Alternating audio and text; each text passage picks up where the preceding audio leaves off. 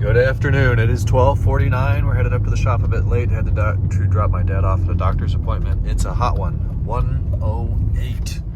We are reading over here near Palmerado. There's a Pontiac G8. Somebody will like that. It's a beautiful day. Aside from the heat, the next two are going to be super warm. At the house today, it's I think going to be like 92 or something like that. Hot, but not crazy hot.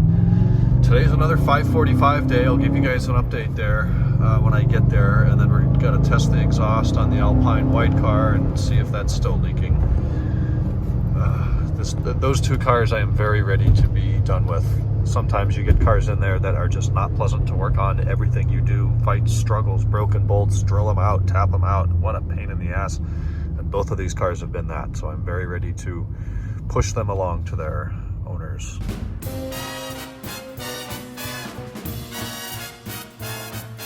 It's been a hell of a day. Got 8:53 p.m. and I'm just getting home in about 10 minutes. E60, 5:45 day. I don't know if I made any progress or not. Still have random misfires, this time on 2 and 6. I used ISTA to try to recalibrate a bunch of things in the engine management software, such as eccentric shaft sensor, Valvetronic. That one was successful. The other ones, it goes through some things. You hear the engine doing some things, and then it instructs you to start. So you start, and it idles, and then it comes back and says that it can't calibrate those sensors, such as the eccentric shaft sensor and the levers or levelers, whatever the hell those are. I don't know the N62 well enough to know what that even is. Those can't be adjusted because the engine's running in limp mode. Okay, well, I'm trying to figure out why it's running in limp mode. So I focused my attention on the 3-year-old gasoline. I think that's a factor. It needs to get out of there anyways.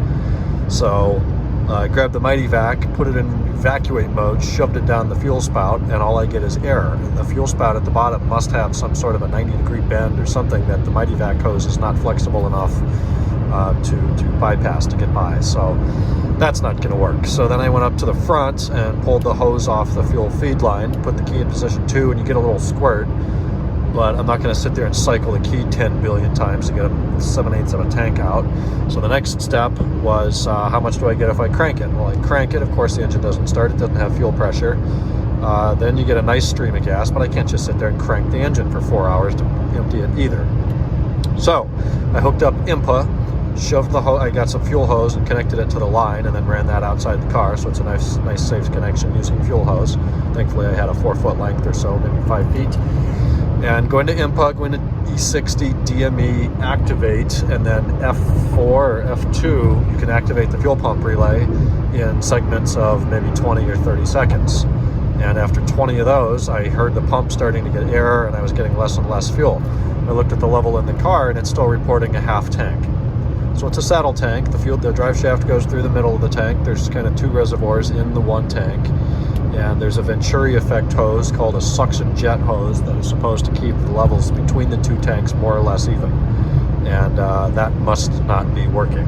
So you can't just open the lid on the fuel tank when the tank is full or anywhere over about a quarter, because it will drain itself out into the cabin. Not necessarily into the flooring and the carpeting, but it'll drain from there up over the tank and run down under the car and make a huge mess, not to mention being extremely unsafe. So that's why I needed to get most of the fuel out. So I got it down to half. I opened up the side that has the pump, which is the passenger side, verified that side has never been opened before. So we're going to go ahead and, per customer request, replace the fuel pump, the suction jet Venturi hose, as well as the level senders, and just anything that lives in the tank that we're going to replace. Gaskets, caps, rings, O-rings, you name it.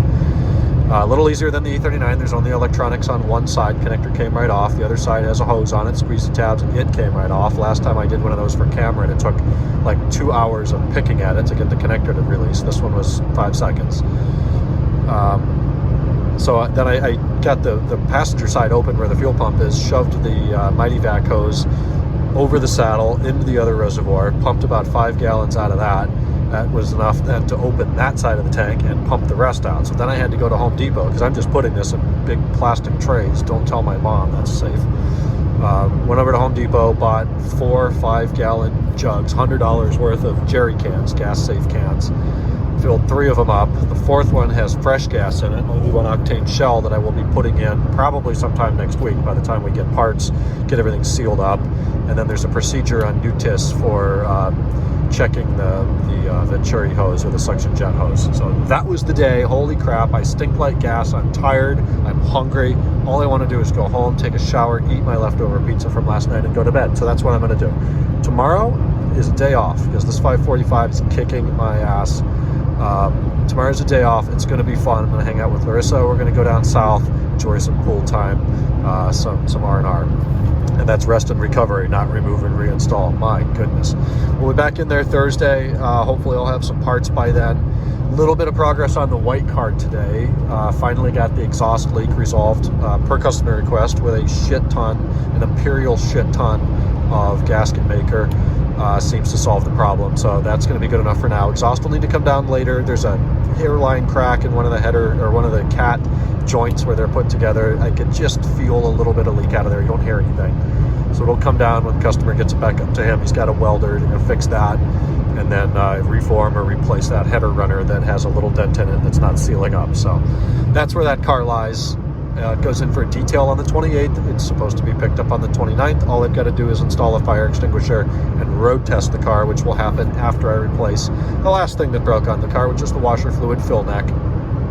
The fill neck is just dripping where it meets the reservoir. There's an O-ring in there, but the hose is compromised. It's been pinched, and it's dripping from that as well. So I have a new one of those on order. It'll come in tomorrow, so Thursday I'll get that thing sorted out, do a little bit of road test. My God, just doing this as a one-man show is insanity. So I'm going to go home, eat my pizza, maybe chug a Mike's Hard, go to bed. Talk to you all tomorrow, Wednesday, 9 o'clock. Good night.